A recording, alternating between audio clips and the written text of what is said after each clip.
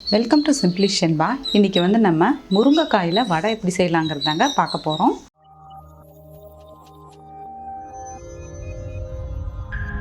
இப்போ பார்த்திங்கன்னா முருங்கைக்காவை வந்து நான் கட் பண்ணி வேக வச்சு எடுத்து வச்சுருக்கேன். இதை வேக வைக்கிறது பார்த்திங்கன்னா நீங்கள் இட்லி பாத்திரத்தில் ஆவிலையும் வேக வைக்கலாம். அப்படி இல்லைன்னா ஒரு பாத்திரத்தில் இது மூழ்கிற அளவுக்கு தண்ணி விட்டு ஒரு 10 நிமிஷம் விட்டாலே போதும், நமக்கு வெந்துடும். இந்த அளவுக்கு வெந்திருந்தால் போதும், எடுத்துக்கலாம். அப்புறம் இதை நம்ம பாத்திரத்தில் தண்ணி விட்டு வேக வைக்கிறோம் இல்லையா, அந்த தண்ணியை வந்து நீங்கள் வேஸ்ட் பண்ண வேண்டாம். சாம்பாரோ ரசமோ வைக்கும்போது அந்த தண்ணியை சேர்த்துக்கலாம். ஏன்னா இது முருங்கைக்காய் வெந்த இதோட சத்துக்கள் ஃபுல்லு இதில் இருக்குது. அதுக்காக தான் இந்த தண்ணியை வந்து கொட்டிடாதீங்க.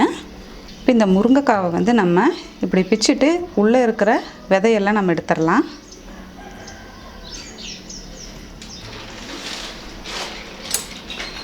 ஒரு ஸ்பூனோ அல்லது கத்தியோ வச்சு உள்ளே இருக்கிறத வந்து இப்படி எடுத்துக்கோங்க. நமக்கு இப்படி வரும். இதை எடுத்து வேறு தட்டில் வச்சுக்கலாம்.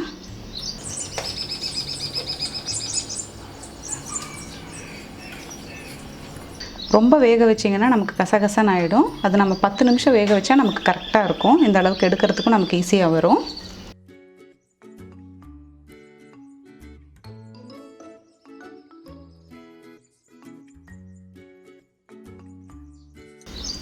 இதே மாதிரி நம்ம எல்லா முருங்கைக்காயிலையும் நம்ம இப்படி எடுத்துக்கலாம்.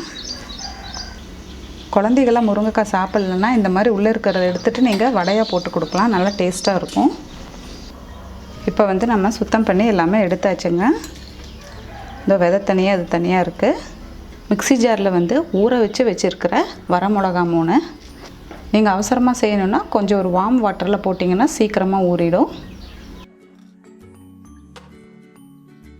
அது கூட வந்து இஞ்சி, பூண்டு, பட்டை, கிராம்பு இது எல்லாத்தையுமே கூட சேர்த்து அரைச்சி எடுத்துக்கலாம். தண்ணி விடாமல் அரைச்சி எடுத்தாச்சுங்க. இஞ்சி பூண்டு எல்லாம் போட்டிருக்கிறனால நமக்கு நல்லா நைஸாகவே கிடைக்கும். வரமிளகாய் போடுறதுனால வடை நல்லா டேஸ்ட்டாக இருக்கும். அதுக்காக தான் ஊற வச்சு நம்ம சேர்த்துக்கிறது. இப்போ ஒரு பாத்திரத்தில் வந்து கடலை மாவு எடுத்துருக்காங்க. ஒரு 150 கிராம் எடுத்திருக்கேன். அது கூடவே வந்து 2 ஸ்பூன் அளவு அரிசி மாவு சேர்த்துக்கலாம். கொஞ்சமாக சோம்பு சேர்த்துக்கலாம். நம்ம அரைச்சி வச்சுருந்தோம் இல்லையா, வரமிளகா, பட்டை, கிராம்பு, இஞ்சி பூண்டு அந்த விழுதியும் சேர்த்துக்கலாம். 2 பெரிய வெங்காயம் கட் பண்ணி வச்சுருக்கேன், அதையும் சேர்த்துக்கலாம்.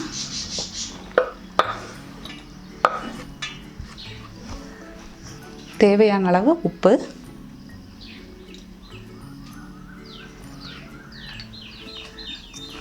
பெருங்காயத்தூள் கொஞ்சம், பொடியாக நறுக்கி வச்சுருக்கிற மல்லித்தலை எல்லாத்தையும் நல்லா மிக்ஸ் பண்ணி விட்டுறலாம் ஃபஸ்ட்டு. அதுக்கப்புறம் கொஞ்சம் கொஞ்சமாக தண்ணி விட்டு பிணைஞ்சிக்கலாம். முருங்கை விதையை வந்து கடைசியாக சேர்த்துக்கலாங்க. ஃபஸ்ட்டே போட்டு ரொம்ப பிசைய வேண்டாம். நல்லா கலந்து விட்டாச்சு. இப்போ வந்து நம்ம கொஞ்சம் கொஞ்சமாக தண்ணி சேர்த்து பிணைஞ்சிக்கலாம்.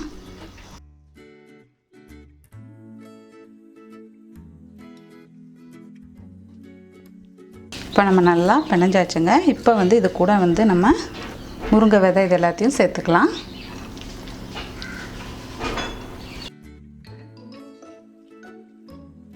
நல்லா மிக்ஸ் பண்ணி விட்டுடுங்க.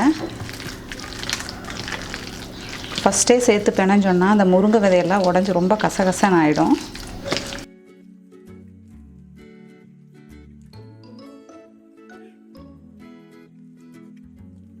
அவ்வளோதான், நம்ம நல்லா மிக்ஸ் பண்ணியாச்சு.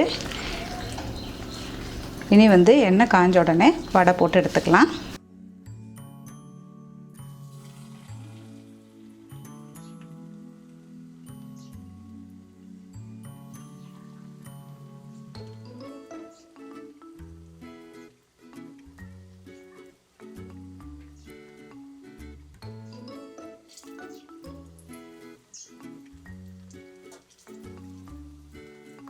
இப்போ வெந்துருச்சு, நம்ம எடுத்துக்கலாம்.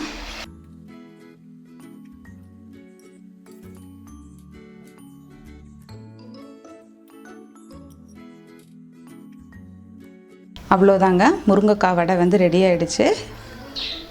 இந்த மாதிரி ஹெல்த்தியான ரெசிபீஸ்க்கு சிம்பிளி ஷென்பா சேனலை சப்ஸ்கிரைப் பண்ணாதவங்க சப்ஸ்கிரைப் பண்ணிடுங்க. கூடவே பெல் பட்டனையும் ப்ரெஸ் பண்ணுங்கள். தேங்க்யூ.